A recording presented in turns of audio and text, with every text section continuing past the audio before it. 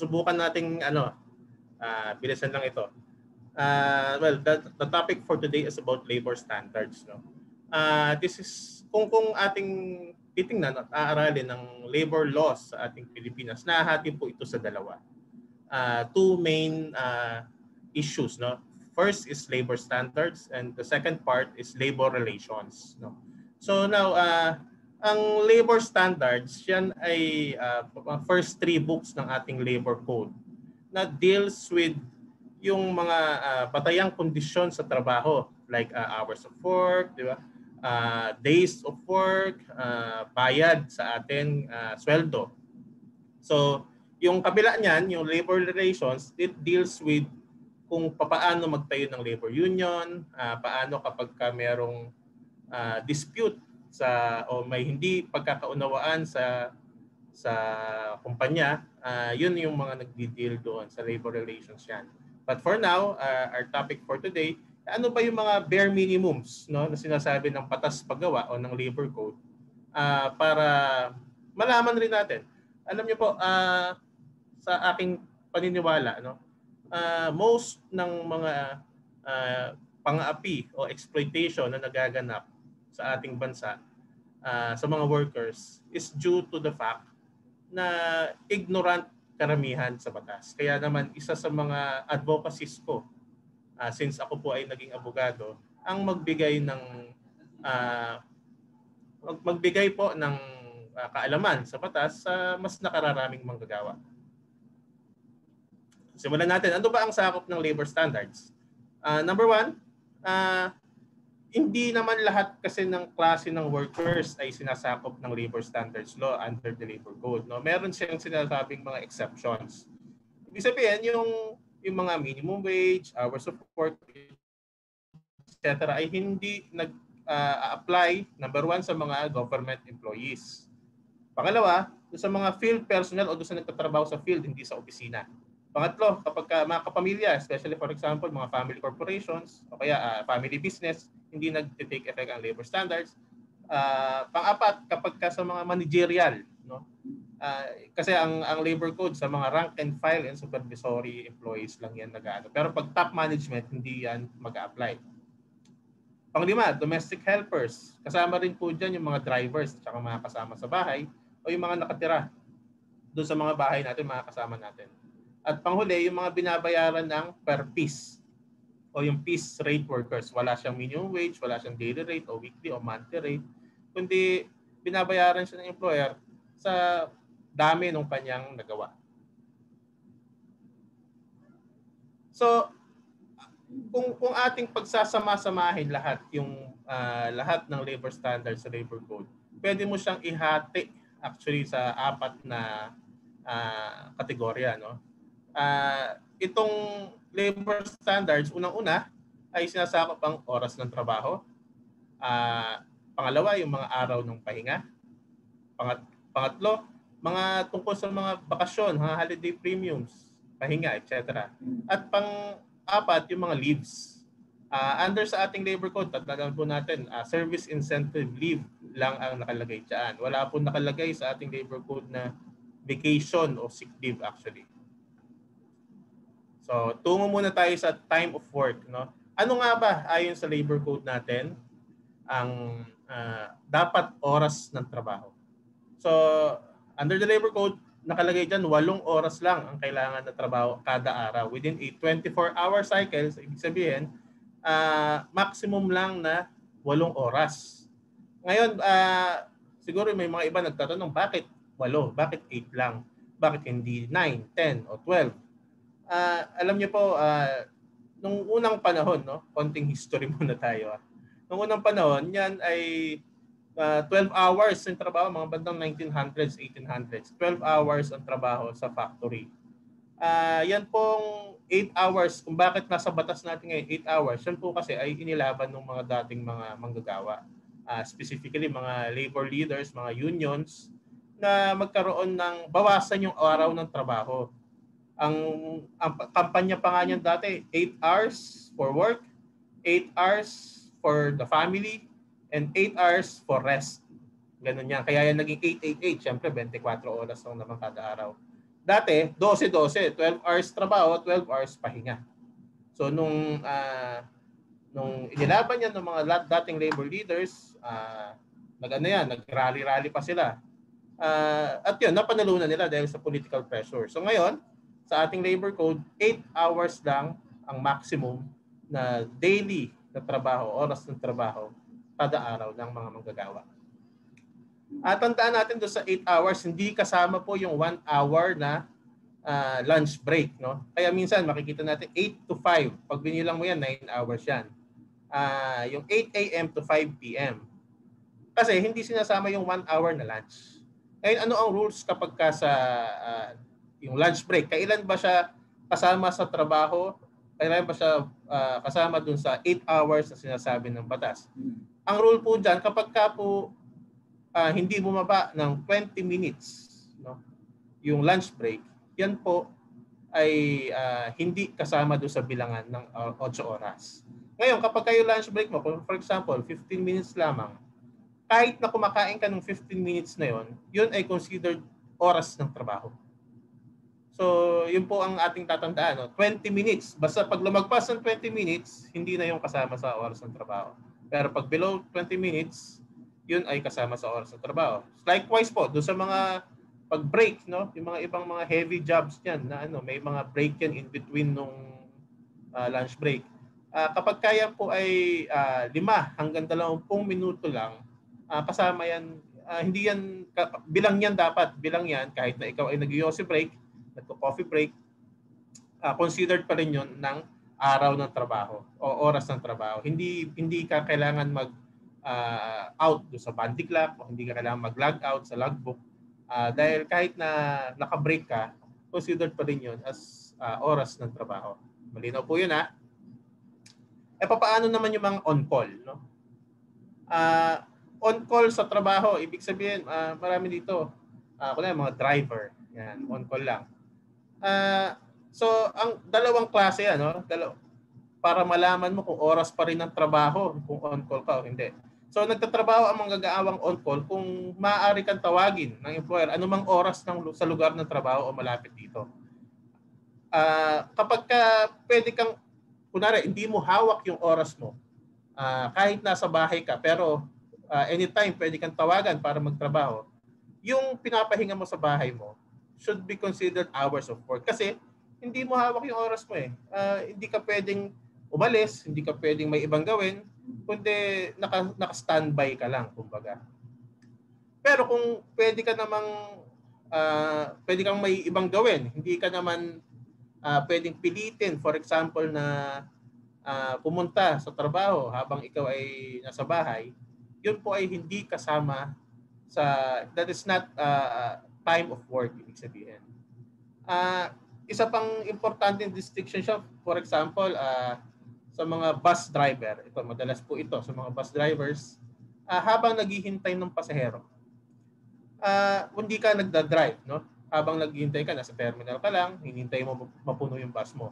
Yung bang oras ng pinaghihintay mo ay dapat ka bang sweldohan doon? Dapat mong bilangin doon sa oras ng trabaho mo? Yes po. Ang sagot doon ay oo. Kahit naghihintay ka lang, payosi-yosi ka doon sa terminal, dahil hindi ka naman po pwedeng umalis ng terminal. Anytime pwedeng mapuno yung bus mo, anytime pwedeng umalis. Yun ay nasa control pa rin ng employer, ibig sabihin. So, kahit na wala pang pasahero, kahit hindi ka nagda-drive, yun po ay compensable time o dapat kang bayaran sa trabaho. So, itinuturing na nagtatrabaho ang manggagawa ay sa mga sumusunod na alituntunin. Number 1, oras kung saan kailangan siya sa lugar ng trabaho. So, yun yung pinaka normal, no? Kapag ka ikaw ay nasa loob ng factory, sa loob ng kumpanya, sa loob ng opisina, yun ay oras ng trabaho. Pangalawa, kapag ka naman ikaw ay kahit nasa labas ka ng opisina o factory, pero pwede kang pilitin lagi na on-call ka na magtrabaho, ikaw ay nasa oras pa rin ng trabaho. So yun ang dalawang klase po ng time of work. Mga dagdag natin panuntunan. lahat ng oras na kailangang ibigay sa kumpanya ay oras ng trabaho, kahit na walang aktual na trabaho na ginagawa rito. Tulad po na sabi ko kanina, driver ng bus. Dahil siya ay constrained na nandun, oras yun ng trabaho. Kaya yung mensahero, messenger sa opisina, kahit naghihintay lang siya doon, walang inuutos sa kanya, yun po ay oras ng trabaho. Number 2, hindi kailangang umalis sa lugar ng trabaho ang isang empleyado upang mabilang ang kanyang oras ng pahinga. Pangatlo, kapag ang trabaho na ginawa ay kailangan o nakatulong sa kumpanya o kung hindi maiwan ng empleyado ang trabaho niya sa katapusan ng pangkaraniwang oras ng trabaho dahil wala siyang kapalit. No? At yung oras pang iyan ay ng trabaho kung alam ng employer o immediate supervisor ang pagtatrabaho niya. Kunwari may karelyebo ka, for example, toll operator, wala pa yung iyong karelyebo doon sa toll gate. Habang hindi ka pa napapalitan doon sa iyong trabaho ng iyong kahalili, ay considered pa rin yung dapat as hours of work. Number 4, kasama sa oras ng trabaho ang oras na hindi nagtatrabaho ang isang empleyado dahil sa mga abalang hindi niya inaasahan o kung hindi siya makaalis sa lugar ng trabaho dahil sa posibilidad na magkaroon uli ng trabaho o kung masyadong maikli ang pagkakahinto para magamit ang oras para sa pansariling interes. Isang example po dito sa number 4 natin, mga call center agents, no? Minsan meron silang 3 oras na break eh. So papasok muna sila, tapos 4 hours. Pero dahil after ng lunch break nila, 3 oras yung lunch break nila dahil nga naghihintay ng mga customer sa calls, no? Pinag-i-stay sila doon. Ngayon hindi ka pa pwedeng umuwi habang nung 4 hours na yun. So kasama yun sa oras ng iyong trabaho. So kung alam na natin ngayon kung ilan yung mga kasama sa oras ng trabaho, yun namang mga hindi itinuturing na oras ng trabaho ay yung mga sumusunod. Number 1, yung pagdalo ay labas sa normal na oras ng trabaho. For example, pupunta ka ng opisina dahil meron ka na ring nalimutan o kaya ay pupunta ka ng isang seminar na hindi naman iminamandato ng iyong kumpanya na puntahan mo. Kumbaga, voluntaryo lang kung gusto mong umattend o hindi sa isang seminar.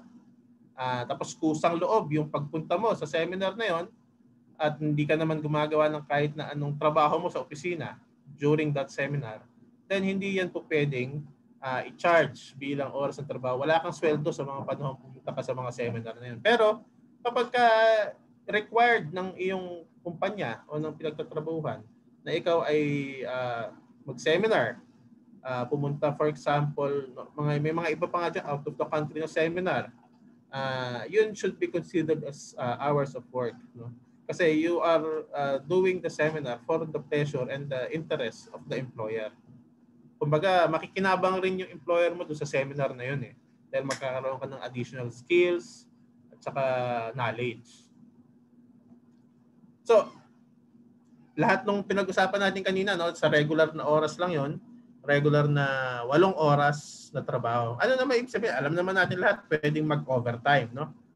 So, ibig sabihin lang naman ng overtime, sa loob ng 24 oras sa isang araw, kapag ka ikaw ay lumagpas sa 8 oras ng trabaho, yun ay overtime.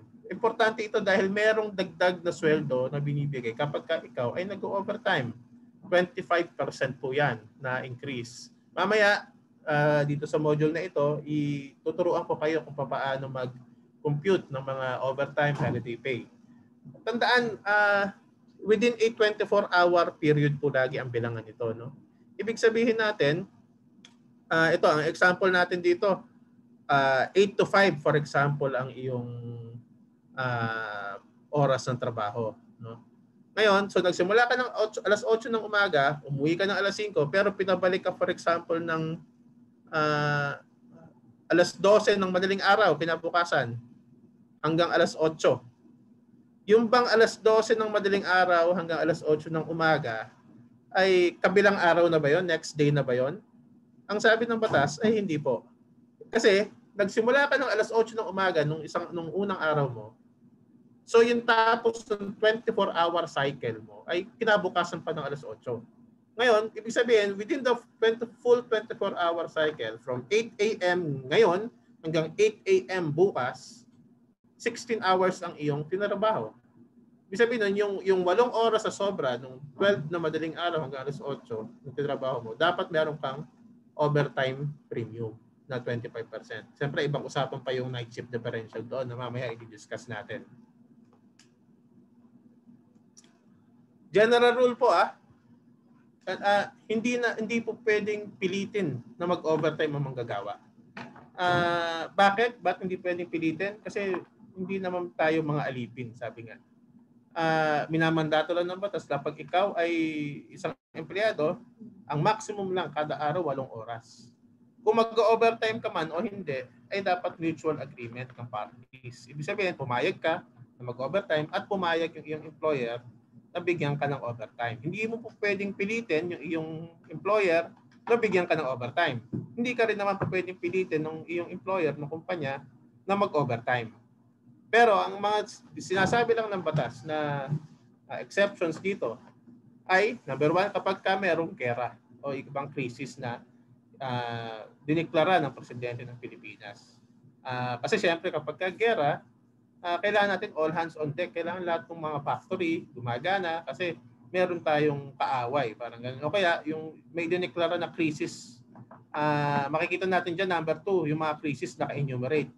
Kapag kailangan maiwasan ang panganib sa buhay o ari-arian, o kung may panganib sa kaligtasan ng publiko tulad ng krisis sa lugar na nagmula ng malubhang sakuna, sunog, baha, bagyo, lindol, epidemya, o iba pang tulad ng sakuna. So yung COVID pandemic, no, nagdeklara ng state of national emergency. Yung mga essential na hindi naman ibig sabihin lahat ng kumpanya pwede ka nang pilitin mag-overtime. Hindi po.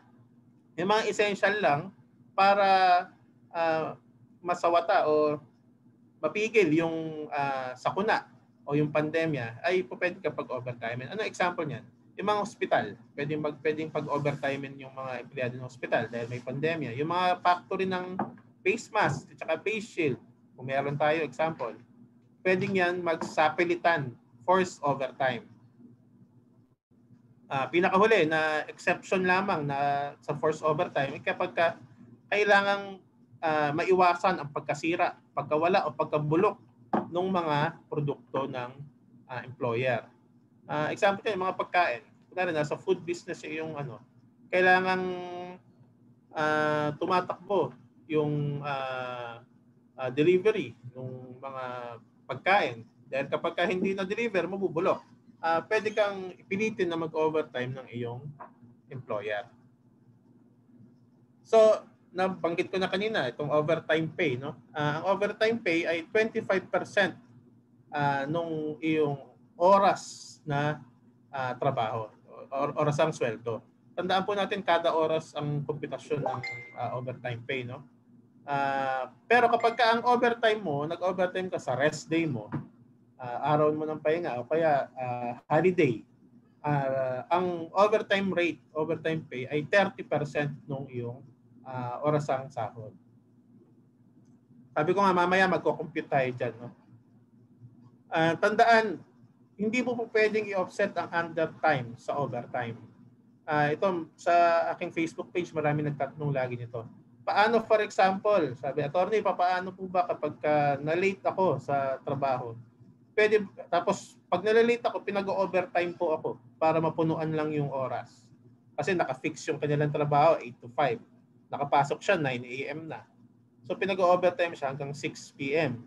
Bawal po yun. Hindi po pwedeng i-offset. Kailangan, kaltasan mo na lang siya. Bawasan mo na lang siya ng 1 oras sa kanyang daily rate. Tapos yung overtime pay ay ibigay pa rin. Kasi ano ang rasyonale ng batas dito? Kasi yung overtime pay ay mayroong premium na 25%. Mas-short change yung manggagawa kung i-offset ito. So next natin, so tapos na tayo sa overtime pay, no? Ang next na labor standard natin yung night shift differential. Ito yung mga para sa mga manggagawa na nagtatrabaho between 10 p.m. alas 10 ng gabi hanggang alas 6 ng umaga. So sabi sa labor code, kailangan itong bigyan ng additional na 10% kada oras. Alam nyo dati yung mga night workers bawal sa labor code. Napalitan lang yan noong 2010 actually. Isinabay ito dahil sa pagbulusok ng call center industry dito sa ating bansa. Lalong-lalo na dati yung mga women, mga babae, hindi po pwede magtrabaho ng gabihan. Pero dahil nga yung times are changing, yung Kongreso natin nagpasa ng RA 10151 na kung saan ay pinapayagan na magtrabaho yung mga night workers, lalong-lalo na yung mga kababaihan. Basta, number one, ano karapatan natin na bilang mga night workers, mga importante sa call center? May libreng health assessment dapat. Alam nyo, iba kasi ang epekto ng night shift o ng graveyard shift sa mga manggagawa. Sa iba epekto sa katawan ng tao yan Kundi hindi nyo na itatanong. No? Ako dati, nung law student ako, nag-call center ako . So alam ko na talagang yung pagbabago ng tulog at saka yung hindi ka naaarawan, medyo masama talaga yan sa katawan ng tao. Mga nakakapanghina. So sabi nung RA 10151, nung batas na nag-aalaw sa night workers, dapat merong regular na health assessment yung mga nagtatrabaho sa gabi. So pwede kang, kung sinabi ng doktor na hindi nakakabuti sa kalusugan mo, na panggabi ka, pwede kang kumuha ng medical certificate doon at pwede kang magpalipat. Pwede kang magpalipat ng schedule. So ibig sabihin na hindi ka pwedeng pilitin na mag-graveyard shift kapag meron kang medical certificate. Yung mga buntis, for example, hindi yan po pwede, sabi doon sa batas, kung i-request ng buntis na siya ay tanggalin sa graveyard shift, ay dapat yan tanggalin ng employer. Dahil nga makakasama sa baby yung graveyard shift. May karapatan din na humingi ng ang mga night workers kung paano makaiwas sa problema ng pangkalusugan. Ibig sabihin nito, may regular check-up dapat yung mga night workers. May access, kung kaya ng kumpanya, may access ka dapat sa company doctor o company nurse. Dahil nga, nire-recognize ng batas na talagang delikado yung paggabi ka lagi na nagtatrabaho. Kailangan din yung mga kumpanya, merong pasilidad para sa first aid, merong mga lactation stations para sa mga bagong panganak na nagpapasusukan ng bata. Dapat din may hiwalay na CR para sa babae at lalaki. Dapat meron ding accessible doon na pagkain at tubig kapag gagabi ka. Kumbaga may canteen na bukas dapat. At lalong-lalo na sa mga babaeng workers na panggabi, may transportasyon dapat na akma. At meron din lugar dapat na pagpapahingahan. Yung mga iba nga meron pang sleeping quarters. Pwede kang matulog doon kapag break mo. Note lang, yung transportasyon kapag sa mga night workers, kung merong katumbas o meron nang nakalagay, for example, sa inyong CBA, Collective Bargaining Agreement, o sa employment contract na ganyan dati before 2010, that is substantial compliance already. Kung ang simula o pagtapos ng trabaho, hindi naman 12 a.m. o 12 a.m. to 5 a.m., hindi ka naman required magbigay ng transportation. Kasi itong mga oras na ito yung wala talagang masakyan 12 a.m. to 5 a.m. Tapos kung ang trabaho mo ay malapit lang naman sa isang tren o terminal ng bus o terminal ng taxi, hindi ka na kailangan bigyan ng libreng transportasyon. Ang sinasabi ng batas kasi dito, dahil nga yung mga oras ng 12 a.m. to 5 a.m. Delikado o minsan wala talaga masakyan, doon lang po pwedeng i-demand ng mga empleyado na bigyan ng libreng transportasyon paggabi. Pero tingin ko sa NCR hindi na to masyadong true. Hindi na totoo yan sa NCR dahil ngayon kahit anong oras meron ng Grab, may taxi na o angkas, di ba? So, puro trabaho na lang pinag-uusapan natin, So, ang tanong naman sa labor standards, kailan dapat nagpapahinga ang isang worker. Rest day, yan. Madalas hinihintay yan. Hinihintay ng lahat yan ng manggagawa kung kailan pa magpapahinga. Ngayon, ang sabi ng batas, dapat daw sa isang linggo, meron kang 24 oras na hindi nagtatrabaho. Full 25 days na dire-diretso. So, yan ay po pwedeng linggo, po pwede rin namang ibang araw, depende sa inyo. Pero kapag kunwari ang iyong relihiyon ay nire-require kang magsimba o sumamba o saan mang ng specific na araw at ikaw hiniling mo kunwari iyan sa iyong employer, kunwari Sabado o Linggo ang gusto mong rest day, may kaso na yan, sabi ng Supreme Court, mangingibabaw yung freedom of religion kaysa dun sa management prerogative na kung anong araw ang rest day. Ibig sabihin, dapat pagbigyan mo yung manggagawa na mag-rest day sa pinili niyang araw dahil sa religious purposes. Pagka naman ikaw ay nagtrabaho sa rest day, kailangan kang bigyan ng additional 30%. Tandaan, hindi ka pa pwedeng pilitin na magtrabaho sa rest day mo. Ito ay voluntaryo lamang sa part ng employee. Kung naman ikaw ay pumayag, for example, naintindihan mo na kailangan ka magtrabaho sa rest day, kailangan kang bigyan ng additional 30%, 30% sa iyong arawan na sweldo para pumasok sa rest day. So sa pangkahalatan, hindi maaaring pagtrabahuhin ng manggagawa sa kanyang rest day kung hindi siya sang-ayon. Pero po pwede kang pilitin, tulad kanina sa overtime. Ang general rule, hindi ka po pwedeng mag-overtime subject to exceptions. Ganun din sa rest day, may exceptions din syempre.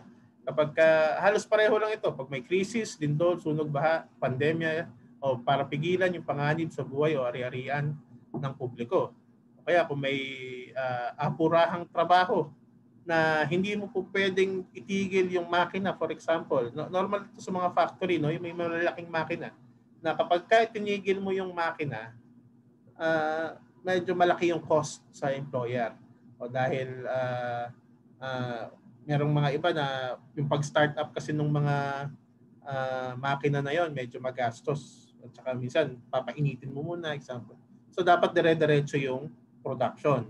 Sa mga ganong klaseng kumpanya, po pwede mong pilitin pumasok sa rest day yung manggagawa dahil baka malugi yung kumpanya kapag itinigil yung trabaho.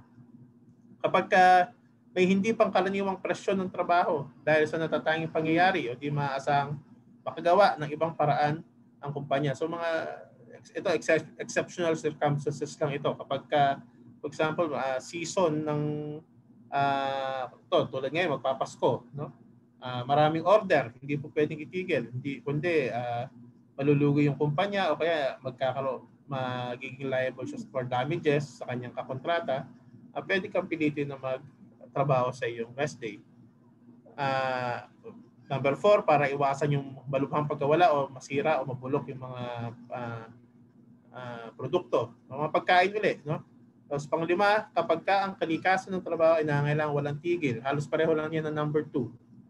At panghuli, kapag kailangan ng trabaho upang makapagsamantala sa trabaho nakabatay sa panahon. Example nito sa mga nagtatrabaho sa mga plantasyon, no? Plantasyon ng saging, yung mga workers dyan, kapag may impending, for example, na bagyo, alam na natin na may parating na bagyo, kailangan ng anihin, for example, yung mga saging, kahit rest day mo, pwede kang pilitin na magtrabaho. Dahil nga, kailangan nyo samantalahin yung habang may araw pa, habang hindi pa kayo inaabutan ng bagyo. Dahil kung hindi, malulugi yung kumpanya.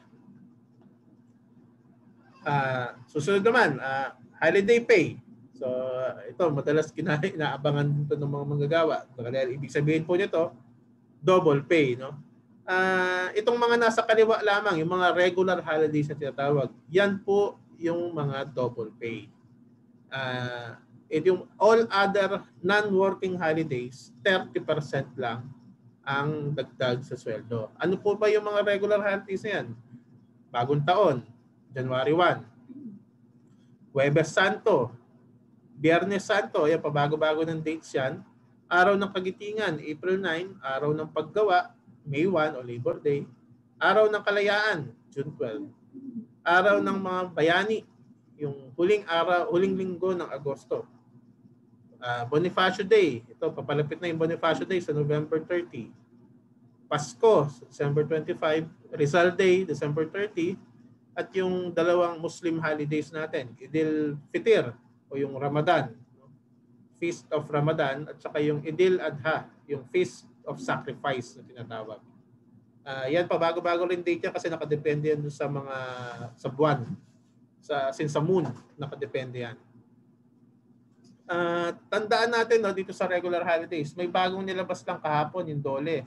Kung matatandaan natin, nung panahon ng COVID lockdown, pinayagan ni DOLE through label advisories na ipagpaliban o i-defer muna yung payment of holiday pay dahil nga maraming nagsara, maraming malulugi na kumpanya kapag dire-diretso.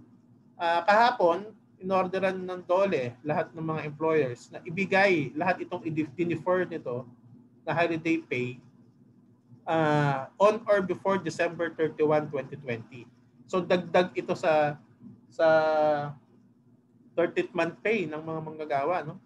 Ano ba yung mga na-defer? Simula diyan sa Huwebes Santo. Kasi itong 2020, yung Huwebes Santo at saka Araw ng Kagitingan parehong April 9. Tapos April 10, Biyernes Santo, hanggang May 1, June 12, hanggang noong Bonifacio Day. Yan, November 30 ay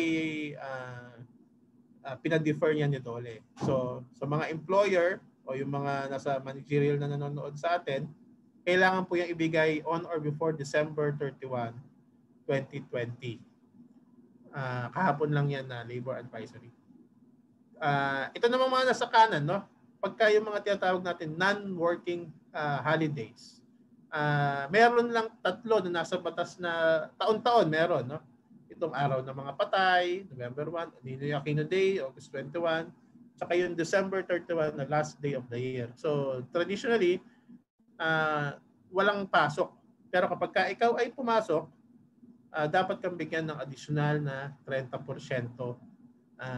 sa iyong arawan na sahod. Tatandaan natin, nung mga nagtatrabaho nung panahon ni Gloria, no? Noong 2007, nagpasaya ng batas yung tinatawag na Holiday Economics, RA 9492. Ito yung, ibig sabihin lang naman ito, pwedeng i-move yung holidays, no? Kapag inutos ng presidente.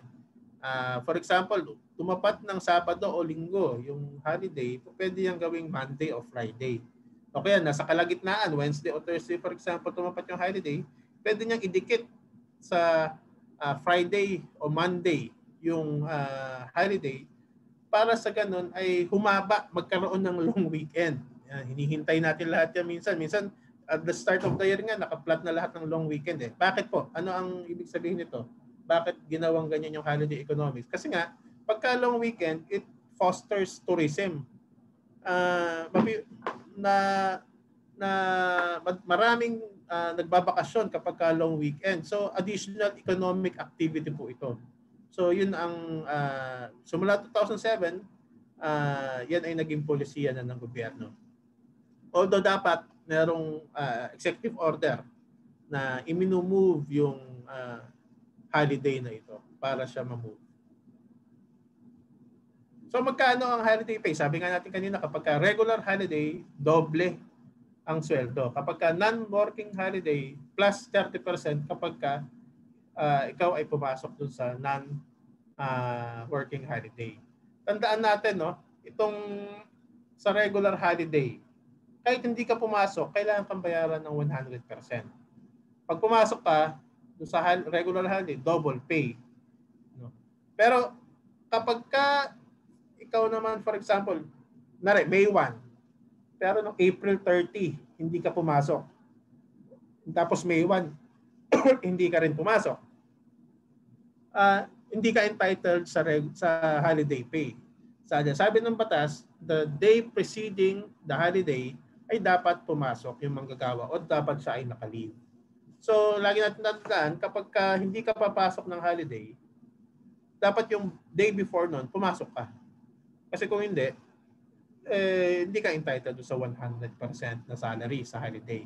Bakit yung ginawa ng batas? Kasi nga, baka mamaya, pag alam ng mga manggagawa, walang pasok kapag holiday, may sweldo pa rin sila, baka habaan daw yung bakasyon. Pag bakasyon grande yung manggagawa, kaya sabi ng batas, para maging entitled sa holiday pay, kailangan pumasok ka nung the day before the holiday. So ito, yan yung sinasabi ko kanina. Tandaan na dapat pumasok ka o kaya may leave of absence ka before the holiday bago ka pumasok, bago ka maging entitled sa holiday pay. So reviewin natin, no? Ito muna. Yung service incentive leave pay nasa taas. Sabi ko nga kanina, sa labor code o sa labor standards, walang nakalagay na holiday pay o vacation leave pay o kaya ay sick leave pay. Wala po yan. Kahit pagbalibalag ka rin natin ng labor code, wala yan. Ang nakalagay lang na leave sa labor code ay yung service incentive leave pay na tinatawag. Yan po ay nagiging entitled ang isang manggagawa kapag ka ikaw ay at least 1 taon ka na sa trabaho. So yung second year mo, po pwede ka nang mag-avail ng SILP na tinatawag. Magkano po ito? Ilang araw ito? Ito ay 5 araw kada taon. Kapag ka hindi mo ginamit yung SILP mo na ito, Service Incentive Leave Pay, by the end of the year, pwede mo yung i-monetize yung 5 araw na yan. O kaya kunwari pag magre-resign ka na, o kaya ikaw ay magre-retire, kasama yan sa komputasyon ng iyong retirement pay o separation pay, yung service incentive leave pay. Ngayon, bakit yung mga ibang kumpanya may vacation leave o kaya sick leave?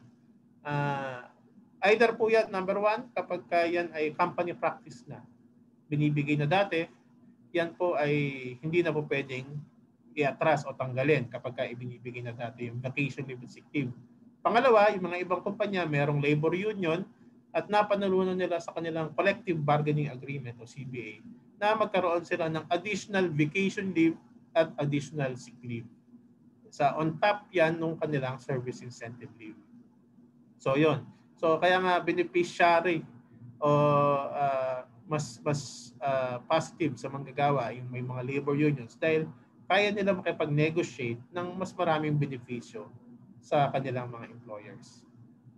So reviewin natin lahat ng mga napag-usapan na natin, no, na labor standards.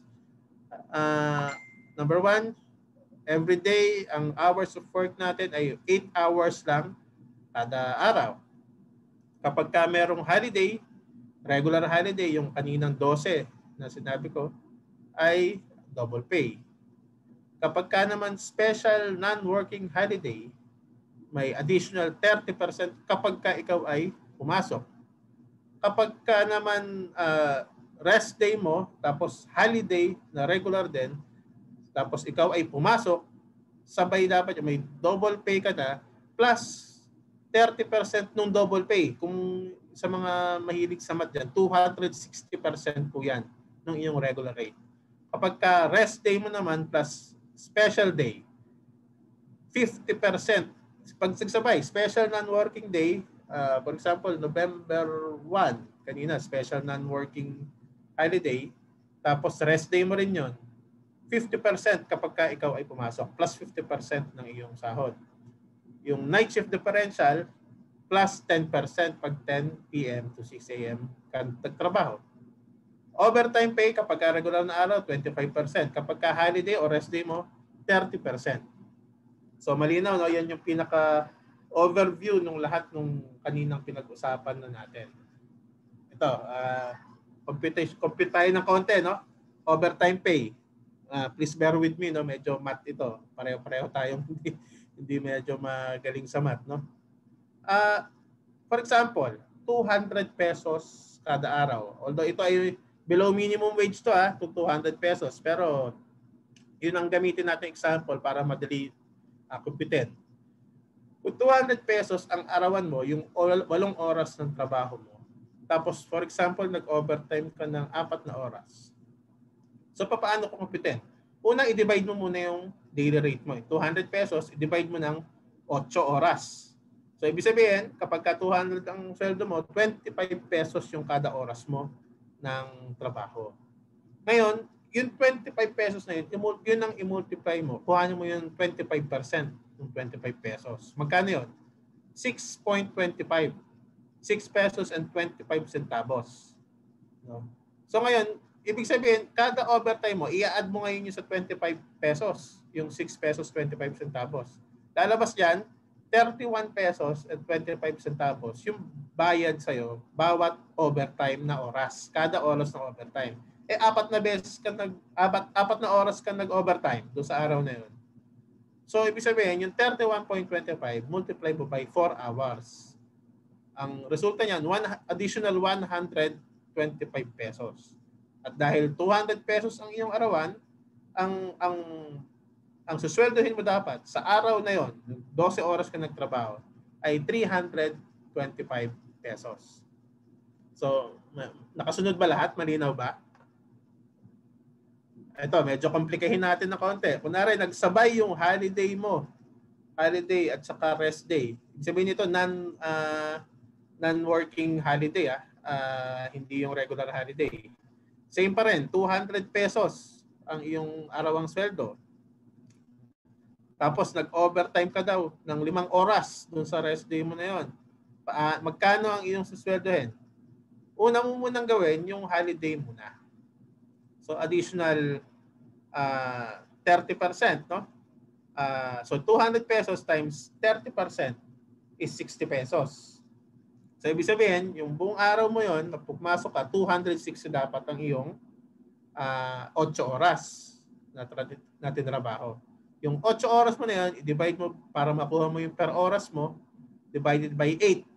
Yung 260 ay magiging 32 pesos and 50 centavos kada oras na rate mo noong holiday na yon. So yung 32.50, i-multiply mo ulit yun sa 30%. Kasi nga, nag-overtime ka sa holiday, non-working holiday. Ibig sabihin,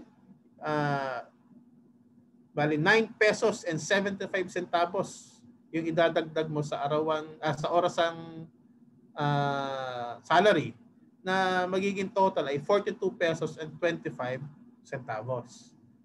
So ibig sabihin, ito yung overtime rate mo nung araw na yon. Kung 5 oras ka nag-overtime, sabi may dagdag ka dapat o 211.25. I-add mo yan sa 260 pesos, yun ang iyong susweldohin sa araw na yun. So, ibig sabihin, 471.25 centavos. Nakasunod pa lahat? Medyo komplikado kasi kapag pagka sunod-sunod na. Palagi tatandaan, unahin mo munang hanapin yung unang 8 oras. Kapag na-compute mo na yung unang 8 oras mo na trabaho, tsaka mo siya i-divide by 8 para makuha mo yung hourly rate. Yung hourly rate, doon mo i-multiply yung overtime pay at saka night shift differential. So sana nakasunod lahat, no? So next natin service charges. Ito kadalasan sa mga hotel, restaurant at saka mga ibang establishments na merong hospitality service, no? Yung service charge kasi dati 85% napupunta sa manggagawa, 15% napupunta yan sa employer. Sa employer kasi para daw masagot yung mga nababasag na baso, nawawalang plato, nawawalang kutsara, tinidor, etc. Pero may bagong batas noong 2019 lamang, Republic Act 11360, na lahat dapat ng service charge ay mapunta sa manggagawa. Yung mga tip yan sa restaurant, mag-iwan ka ng tip o may service charge, pinupul dapat lahat yan at lahat hati-hati dapat yung mga manggagawa. Wala nang share ang employer dyan. Sa sahod naman, karapatan ng manggagawa na makatanggap ng makatarungang sahod o ng sahod na sapat para mamuhay ng disente. Nasa kasi natin po ito, nasa constitution natin. Nakalagay doon, lahat daw ng Pilipinong manggagawa ay entitled sa living wage. Yung living wage ay yung wage na kailangan, yung sweldong kailangan para mamuhay ng disente. Ibig sabihin. So, kasamaang palad, wala yung tawag na implementing law. Meron lang tayo yung minimum wage na tinatawag. Na kung saan, dahil sa RA 67, number nga nun, yung Wage Rationalization Act of 1989, tinatalaga ng mga regional tripartite wages and productivity board yung minimum wage kada region. No? So, ang minimum wage po sa buong bansa iba-iba per region. Tulad for example sa NCR, sa ngayon ang ating minimum wage ay 537 pesos sa unang 8 oras ng trabaho. Kung ikukumpara natin 'yan sa ARMM, for example, sa Mindanao, ang minimum wage ay 265 pesos lang. So napakalayo, no? Kahit 8 oras din ng trabaho, kahit pareho lang ginagawa. For example, construction worker sa Marawi na binubuo ngayon, tsaka yung construction worker diyan sa Pasay, so tiyata yung call center diyan, pareho lang naman silang nagpupukpok ng martilyo, no? Pareho lang silang naghahalo ng semento. Pero napakalayo nung pagkakaiba ng kanilang arawang sweldo. Ang sabi ng batas kasi, mas mura daw yung mga bilihin daw sa probinsya. Although, siguro hindi na ganong katotoo ngayon yun, no? Dahil 1989 nga itong batas na ito.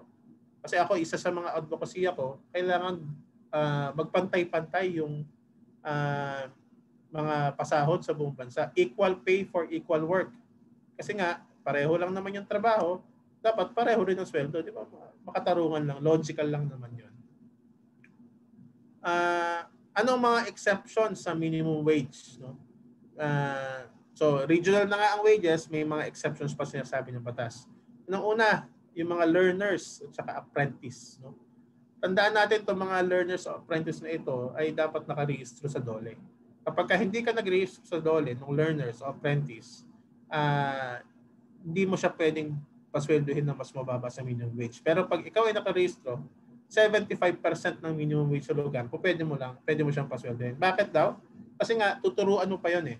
Normally, ito sa mga vocational jobs, no? Sa mga mekaniko, sa mga technical vocational jobs na kailangan mo ng training muna bago maging empleyado. So, pinapayagan yun ng batas na magkaroon ka ng learner o apprentice. Yung mga kasambahay, no, hindi yan kasama sa regional wages o mga empleyadong nasa serbisyong pampersonal tulad ng mga driver. Although meron na ngayong kasambahay law na tinatawag na nagsiset ng minimum wage ng mga kasambahay, I think nasa 4,000 pesos ngayon monthly. At kailangan meron silang benefits, SSS, Pag-ibig, PhilHealth, at merong isang rest day sila rin. Karapatan nila ng may rest day ngayon. Yung mga empleyadong nagtatrabaho sa mga kumpanya na nilagay o kaya na-declare as distressed o yung mga malapit ng magsara, pwede silang manghingi sa DOLE ng exemption sa minimum wage law. So ako I assume marami ngayon mag-apply dyan dahil sa COVID pandemic. Yung mga mga nakarehistro sa Barangay Microbusiness Law, no, RA 9178, pwede silang magpa-exempt sa minimum wage. Yan po ay ina-apply sa City Hall o sa Municipal Hall. Ang requirement niyan dapat not more than 10 employees ang iyong ini-employ at meron lang silang mga specific industries na pinapayagan na bigyan ng Barangay Microbusiness Enterprise Certificate. Kung wala ka ng certificate na yun, kahit below 10 pa yung iyong empleyado, kailangan mo silang bigyan ng minimum wage. Tapos pinakauli, yung mga nag-OJT. Yung mga nag-OJT na nakarehistro sa DOLE o minsan sa TESDA, pwede kang kumuha ng OJT pero dapat meron din yang 75% din ng minimum wage dapat na binibigay yung mga nasa OJT o practicum. Ito, malapit na ito mabigay, 13-month pay. 13-month pay, maraming nagtatanong sa page ko rin, sa Facebook page ko. Attorney, meron bang kaming 13-month pay and naka-floating kami simula March? Meron po. Ang sagot dyan, meron pa rin 13-month pay kahit na naka-floating kayo. Bakit? Kasi sabi sa 13-month pay law, yung iyong tinrabaho ng buong taon yung sinweldo mo, basic wage mo, yung basic pay, buong taon, i-add mo lang daw lahat yon at i-divide mo by 12. Yun daw ang iyong 13-month pay. Eh yung mga na-floating nung March, meron naman silang sinweldo ng January, February, tsaka kalahati ng March, tapos kung nagdiretso na ngayon November o December yung trabaho, i-add mo lang lahat yon at i-divide mo by 12, yun ang dapat 13-month pay mo. Pero syempre, maliit nga lang talaga. Lumiit siya dahil nga hindi ka nagtrabaho nung March hanggang September o October. Pero meron pa rin kahit papaano. Dagdag mo dito, yung mga holiday pay na sinabi ko kanina na kahapon lamang sinabi ng DOLE na kailangan ibayad, medyo pwede na rin, malaki-laki na rin para tuloy yung Pasko ng ating mga kababayan, mga kamanggagawa. Tandaan natin, itong 30th month pay ay kailangang ibigay on or before December 24 ng kada taon. So hindi po sa bisperas ng Pasko kailangan yan na ibigay na. Pero may mga ibang employer naman nagbibigay advance. Itong November nga, may mga iba nang nagbigay ng 30th month pay. Ngayong katapusan ng November, baka mamaya ibigay na yan. Pero yung kaninang sinasabi kong holiday pay na deferred holiday pay, December 31 naman yung kanyang deadline. So bago matapos yung December, sana maraming manggagawa ang maka-enjoy na nitong mga additional benefits ng holiday pay at saka 13th month pay.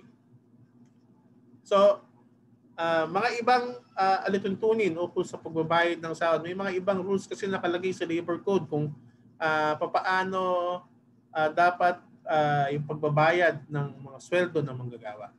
Unang-una, dapat daw legal tender lamang. Okay, ibig sabihin, peso dapat ang ibigay. Hindi ka po pwedeng pasweldohin ng piliting sumweldo ng dollar. Although kahit na yan ay pwede mo naman voluntaryong tanggapin. Pero kung ayaw mo ng dollar, hindi po pwedeng kapilitin ng employer. Yun ang iyong sweldo. No?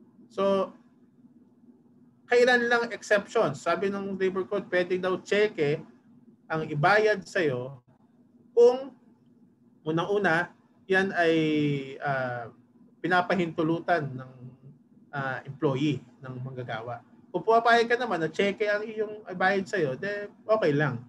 Tapos, dapat mayroong bangko. Kung ano yung bangko na yon ng iyong ng cheque, dapat mayroong within 1 kilometer dun sa iyong kumpanya. Tapos dapat hindi nakikinabang yung iyong kumpanya dun sa pag-issue ng cheque para dun sa iyong mga sweldo. At dapat bibigyan ka ng panahon ng iyong kumpanya o ng employer na sa oras ng trabaho na i-encash yung cheque na yun. Bakit nga naman, kunwari 8 to 5 ang iyong trabaho. Tapos cheque sa ibabayad sa'yo. Monday to Friday may trabaho ka. Kailan mo i-encash ka naman yun, di ba? So kailangan bigyan ka ng oras sa isang buwan na mag-i-encash ka ng cheque.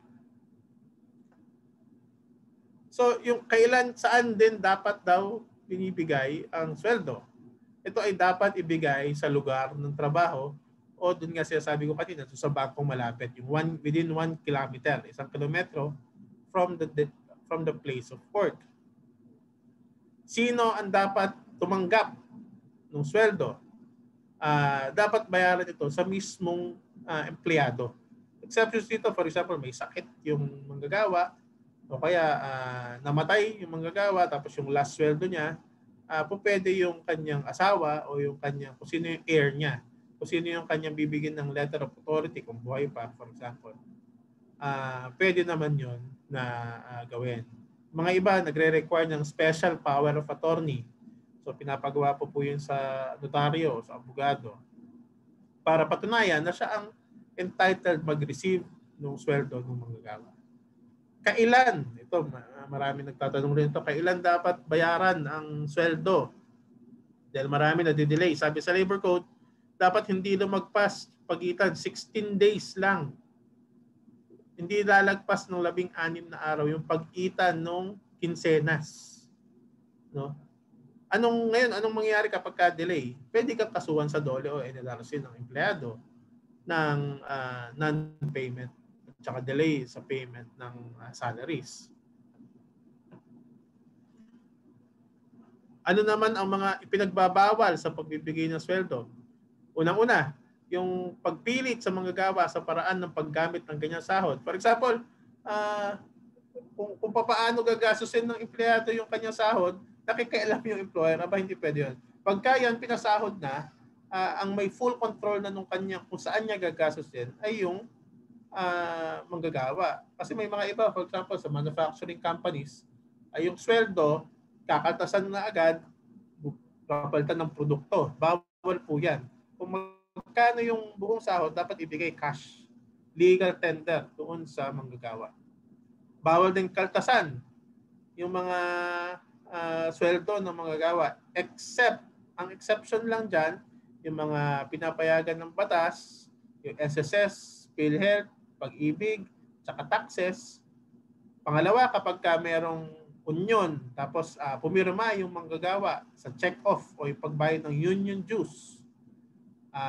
Pangatlo, kapag merong kautusan yung korte na kailangan magbayad ng empleyado sa kanyang employer, pwede yung ikaltas sa kanyang sweldo. Mga insurance at tapos na pinirmahan ng empleyado na siya ay pumapayag magpakaltas dahil sa insurance.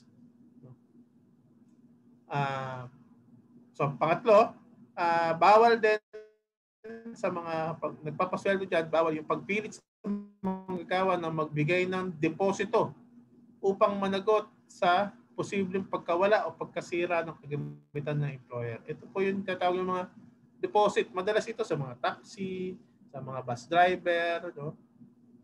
Sa ano pa ba? Basta yung mga security guard, yan, nanghihingi ng mga security deposit, yung mga security agencies. Bawal po yan kapag walang pirma ng manggagawa. Hindi ka po pwede magpataw ng deposit o cash bond ng hindi pumapayag o hindi nakapirma na pumapayag magkaltas yung manggagawa doon sa mga cash bond na yun saka security deposit. So, ano yan, maraming gumagawa niya, maraming gumalabag rin yung batas na yan.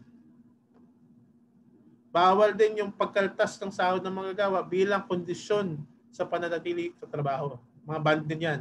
Ito naman minsan sa mga call centers, meron din mga ganyan. Tataas pa nga yung mga band na yan, mga 100,000. Hindi po pwedeng yan. Bawal yan ikaltas sa sweldo ng manggagawa.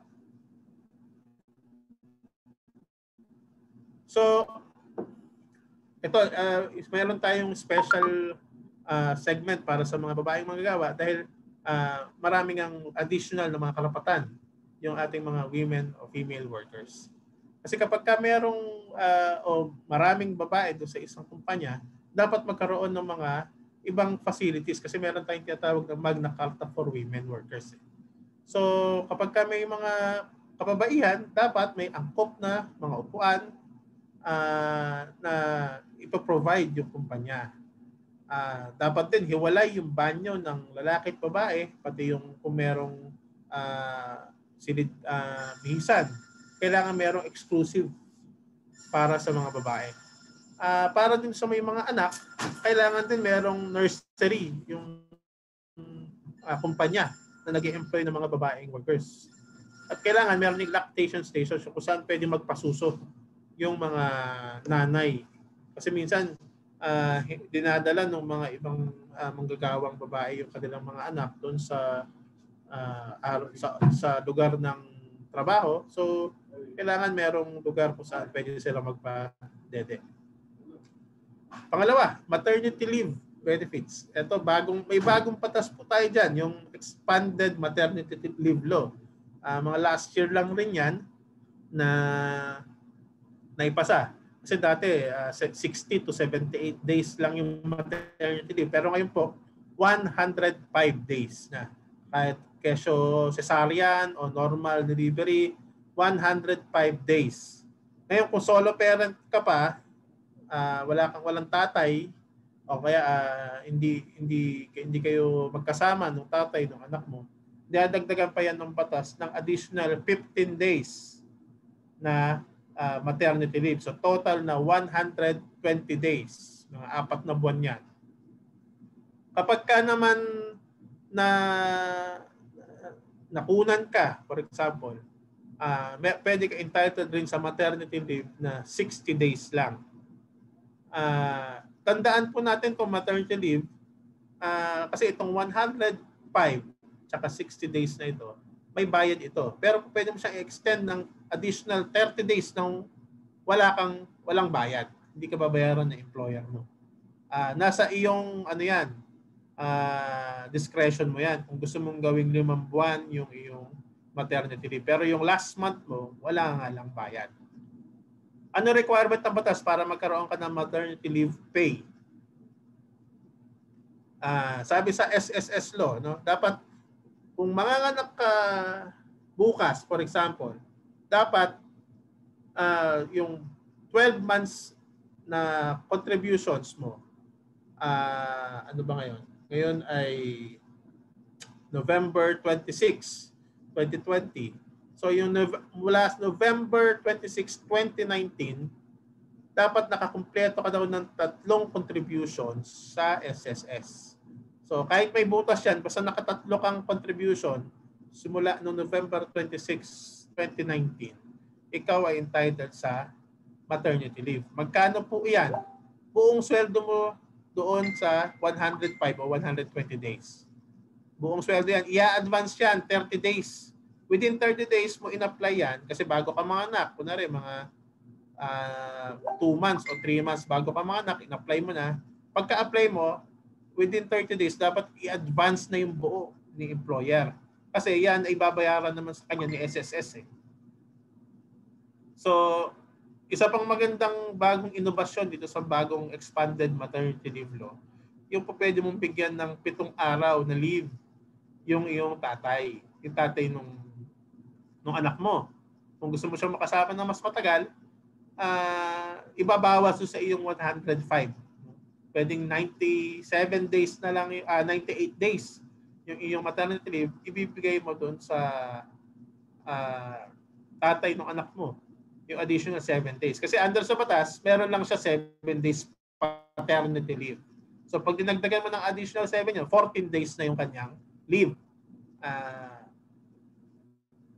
So dati rin, sa lumang maternity leave, hanggang 4 na anak lang ang pwede kang mag-maternity leave. Pero ngayon, only kahit ilang anak na, pwede kang, basta wag lang mag-overlap yung mga maternity leave at saka yung miscarriage na 60 days. Yun lang ang kanyang requirement. Pero kahit ilang anak, pwede ka na mag-apply ng maternity leave benefits. Ito pa, isa pang klaseng leave ng mga kababaihan, yung gynecological leave. No? Sino mang babae na nakapagtrabaho na ng higit 6 months sa employer sa nakaraang 12 months ay may karapatan ng 2 months, 2 buwan na leave kapag siya ay kakatapos lang magpa-opera dahil sa gynecological disorder. Ano ito? Kung gynecological disorder, ito yung may mga kinalaman sa reproductive health ng babae. So parang mga ovarian cysts, mga ganyan yan, sa matres, etc. Kapag siya ay nagpa-opera dahil doon, pwede siyang mabigyan ng 2 buwan na leave. So 60 days yan na leave. Sa mga babae lang yan. Yung sa family planning law, meron po kasing family planning law, pero specifically sa mga babae, ang lahat ng employer ay inaatasan ng batas na magtayo dapat ng mga clinics sa loob ng kumpanya, opisina o factory na kailangan rin magbigay ng libreng serbisyo ukol sa pagpaplano ng pamilya. Mandated yan sa lahat ng mga kumpanya dahil nga mayroong family planning law. Anti-discrimination laws naman. Yan. Hindi pwedeng mag-discriminate ang mga employers dahil sa kasarian. Tandaan, hindi pa ito yung SOGI bill. Merong nakafile ngayon sa Senado yung SOGI bill na anti-discrimination sa LGBT. Ito sa mga babae lang muna ang may batas natin ngayon.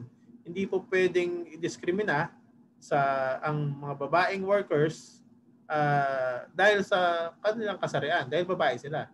Hindi po pwedeng babaan yung sweldo nila dahil na kumpara doon sa mga lalaking workers. hindi po pwedeng kapag may pagpipilian ay babae at lalaki, dahil babae, hindi na siya yung pipiliin. Discrimination yun. Hindi rin po pwede yung pagbuntis ka, tsaka kasi sisisantihin bigla dahil nga ayaw magbigay ng maternity leave ng employer. That is discrimination. So, may criminal aspect po itong discrimination na ito. Ibig sabihin, kapag ikaw ay napatunayan nag-discriminate ng mga babaeng workers, pwede kang makulong. Dahil yan doon sa Magna Carta for Women or RA 9710.